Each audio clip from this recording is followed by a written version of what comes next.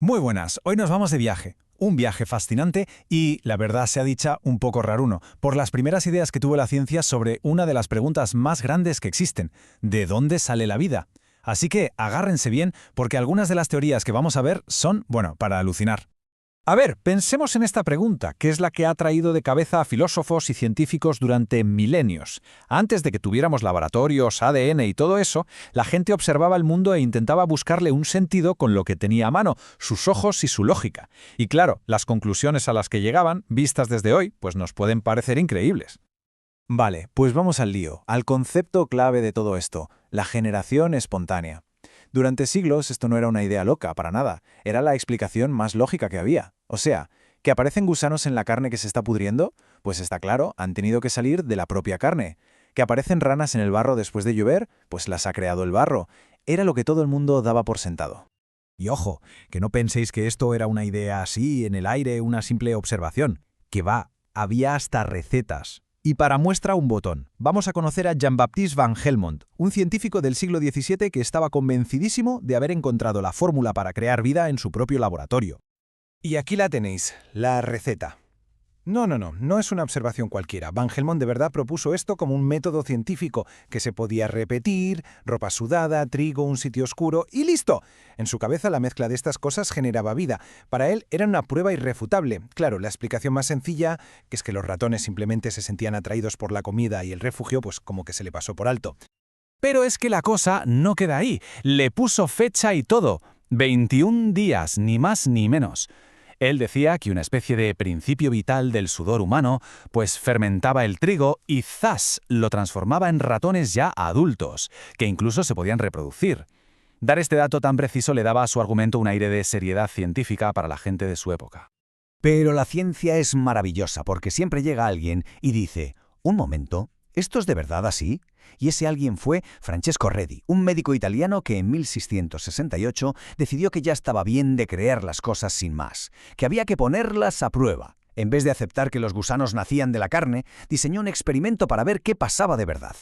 Es que lo genial de la ciencia muchas veces es esto, su simplicidad. Mirad qué fácil. A la izquierda el frasco abierto, las moscas entran, dejan sus huevos y aparecen gusanos. A la derecha el frasco bien cerrado, las moscas no pueden entrar y allí no aparece ni un gusano. El resultado, vamos, es que no podía ser más claro. La conclusión era evidente: la carne no creaba vida, eran las moscas las que la traían. Y aquí está la clave de todo, la conclusión de Redi, que en latín suena así como muy importante: omne vivum ex vivo, fue un mazazo para la teoría de la generación espontánea, al menos para los animales grandes. Estableció un principio que es la base de la biología actual: la vida solo puede venir de otra vida preexistente. Pero la historia no se acaba aquí. Ni mucho menos. Justo cuando parecía que la generación espontánea estaba a cao, aparece una nueva tecnología que lo revoluciona todo y abre una caja de Pandora: el microscopio. De repente, la humanidad descubrió que había un universo entero de vida que era invisible.